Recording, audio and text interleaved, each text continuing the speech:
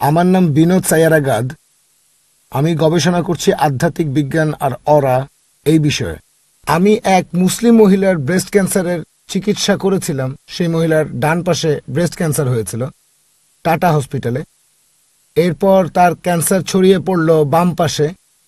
আমি যখন সেই মহিলার ফটো তুললাম তখন আত্মা সম্পর্কে জানতে পারলাম। বিভিন্ন পশু আমরা যেগুলা খাই, আর একটা পশুর আত্মা এটা থাকে সেই পশুর শরীরের ভেতরে। এটা এক ধরনের এনার্জি। এখন এই ইলেকট্রোম্যাগনেটিক এনার্জি এটা 99% শারীরিক সমস্যার কারণ। ধরেন মোবাইল খুব বিপজ্জনক। ভারতের 100 কোটি মানুষকে মেরে ফেলার জন্য শুধু মোবাইল ফোনই যথেষ্ট। আমাদের সরকার আর মেডিকেল সায়েন্স এই আধ্যাত্মিক বিজ্ঞানটা জানে না। অদৃশ্য এনার্জি মানে ইলেকট্রোম্যাগনেটিক এনার্জি, যে কোনো ইলেকট্রিসিটি। ভাই ডক্টর জাকির নায়েক মেডিকেল আর বিজ্ঞানের ছাত্র। আমি আপনাকে বলবো এই ভূমিকা বাদ দিয়ে সরাসরি প্রশ্নটা করেন। আমি আসলে বলছি নন ভেজ খাওয়ার কথা। এখানে পদ্ধতিটার কথা বলা হয়েছে যে কিভাবে পশুকে হত্যা করা হবে। যদি হত্যা করা হয় এক কোপে, তাহলে আত্মা বেরিয়ে যাবে, এনার্জি বেরিয়ে যাবে। সেই মাংস খেলে কোনো সমস্যা হবে না। কিন্তু যদি সঠিকভাবে কাটা না হয়, নিষ্ঠুরভাবে জবাই করা হয়, এনার্জি তখন মাংসেই থেকে যায়। আর সেই মাংস খেলে আপনি সেটা বুঝতেও পারবেন না। যদি কাটা হয় খাড়া দিয়ে অথবা কাটা হয় কোনো ফ্যাক্টরিতে, তখন পশুটার আত্মা বেরিয়ে যায়। সেই মাংস খেলে কোনো সমস্যা হবে না। কিন্তু যদি সঠিকভাবে কাটা না হয়, তাহলে আপনার হতে পারে ক্যান্সার, প্যারালাইসিস, অ্যাটাক। এরকম ঘটনা আমি ঘটতে দেখেছি গত 10 বছর ধরে। ফটোগ্রাফও আছে। তাহলে এখন ব্যাপারটা হলো এই যে, আমি উত্তর দেব। এবার আমি বলি, ভাই আপনি প্রশ্ন করলেন যে আপনি একজন মুসলিম মহিলার ব্রেস্ট ক্যান্সার সারিয়েছেন, তারপর মহিলার বাম দিকে ক্যান্সার ছড়ালো, আপনি সেটাও সারিয়েছেন। তারপর আপনি বললেন কোন পশুকে তাৎক্ষণিক হত্যা করলে আত্মা বেরিয়ে যায়। যদি নিষ্ঠুরভাবে পশু হত্যা করা হয়, আত্মা থেকে যায়, তখন সমস্যা হয়, ক্যান্সার হতে পারে। এক কথায় ভাই আপনাকে আবার অনুরোধ করছি, আপনি জয়েন করতে পারেন টাটা মেমোরিয়াল ক্যান্সার হসপিটালে। আমি কয়েকজন ডাক্তারকে সেখানে চিনি।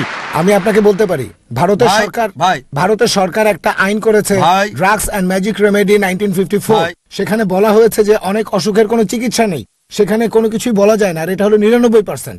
এখন আমি যেটা বলতে পারি, আপনার প্রশ্নের উত্তরটা দিইনি, এখনো 5 মিনিট আছে, অন্য লোকদেরও সুযোগ দিতে হবে। আগে প্রশ্নের উত্তরটা দিইনি। সরকার আপনাকে অনুমতি না দিয়ে ঠিকই করেছে, কারণ আমরা চাই না হসপিটালে আরো সমস্যা বেড়ে যাক। আমাদের যেটা করতে হবে, মেডিকেল সায়েন্স তো মাত্র, তাহলে এখানে দাঁড়িয়ে আছেন কেন? আপনি নোবেল প্রাইজ পেতে পারেন। মেডিকেল সায়েন্স তো মাত্র 400 বছরের পুরনো। আপনি নোবেল প্রাইজ পাবেন যদি এরকম আধ্যাত্মিক উপায়ে ক্যান্সার সহ অন্যান্য রোগ সারাতে পারেন।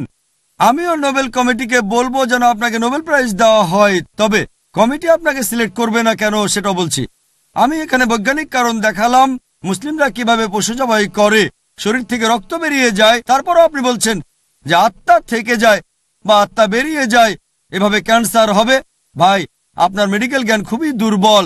আমি মেডিকেলের ছাত্র না, আধ্যাত্মিক বিজ্ঞান আমাদের বলে যে রক্তের মধ্যে প্রচুর পরিমাণে ব্যাকটেরিয়া, জীবাণু আর টক্সিন থাকে। যদি ইসলামিক নিয়মে জবাই করি, রক্ত বেরিয়ে যায়, টক্সিনও বেরিয়ে যায়, অসুখ হওয়ার সম্ভাবনা কম থাকে। আপনি বললেন উল্টোটা। আপনি কোন বিজ্ঞান সম্পর্কে বলছেন বুঝতে পারছি না। আমি একজন মেডিকেল ডাক্তার, আমার MBBS ডিগ্রি আছে, আর কোরআন বলছে সূরা নাহল অধ্যায় নম্বর 16 আয়াত নম্বর 43 আর সূরা আম্বিয়া অধ্যায় 21 আয়াত নম্বর 7, ফাসআলু আহলে যিকরি ইন কুনতুম লা তা'লামুন। যদি তোমরা না জানো তাহলে জ্ঞানীদেরকে জিজ্ঞেস করো। এটা হচ্ছে আমার স্পেশালিটি। আপনি নিজের ইচ্ছে মতো যা খুশি করতে পারেন, আপনি যেমন খুশি প্র্যাকটিস করতে চান, তবে আমি বৈজ্ঞানিক কারণ দেখাচ্ছি যে কেন এটা করি। আর সেজন্য ইসলামিক নিয়মে জবাই এটা অনেক ভালো, এটা অনেক বেশি স্বাস্থ্যসম্মত, মাংসও টাটকা থাকবে অনেক সময় ধরে। আশা করি উত্তরটা পেয়েছেন।